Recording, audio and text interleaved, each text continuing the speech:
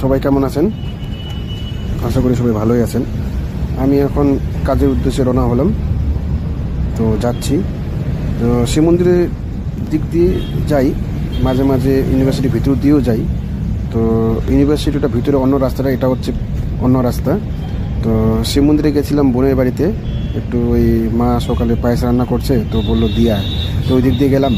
তো যাওয়ার পরে দিকে রাস্তা প্রচণ্ড জাম শিব মন্দির হয়ে, তো ভাবলাম যে ইউনিভার্সিটির ভিতর দিয়ে শর্টকাট হয়ে যাই।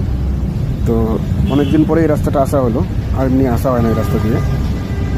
তো যাচ্ছি, সকাল সকাল কেউ নাই, রাস্তার মধ্যে ফাঁকা। যাওয়ার জন্য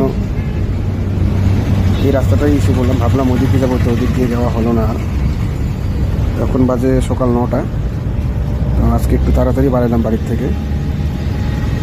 এই যে এটা আপনারা দেখতে পাচ্ছেন, এটা হচ্ছে ইউনিভার্সিটি, পুরোটাই ইউনিভার্সিটি, অনেকটা বড় জায়গা নিয়ে ইউনিভার্সিটি আমাদের। এটা নর্থ বেঙ্গল ইউনিভার্সিটি। তো রাস্তায় একদম ফাঁকা, যাচ্ছি আমি কাজের উদ্দেশ্যে।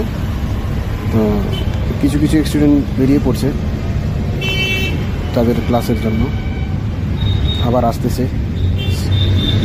এনারা কাজের উদ্দেশ্যে যাচ্ছে। তো এটা সামনে যে দেখবেন একটা গেট আসছে, এটা 2 নম্বর গেট বলে। তো আমাদের ইউনিভার্সিটি দিয়ে স্টুডেন্ট, পাবলিক সবাই যাতায়াত করতে পারে। তো রাত্রে 10টা পরে আবার এই গেট বন্ধ থাকে। তো রাত্রে 10টা পরে আর এই দিক দিয়ে ঢোকা যাবে না, আবার শিব মন্দির হয়ে যেতে হবে। মানে নিমতলা আছে, নিমতলা হয়েও যেতে পারবেন। তো সামনে ট্রাফিক পড়ে গেল, ট্রাফিকের জন্য একটু ওয়েট করতেছি। গ্রিন লাইন পেলেই বাড়া যাবো, ও চলে আসছে গ্রিন লাইনটা। রাস্তা আজকে ফাঁকাই আছে, অত জাম নেই।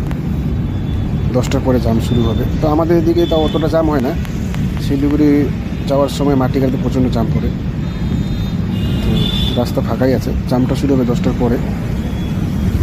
যাচ্ছি কাজের জন্য আজকে।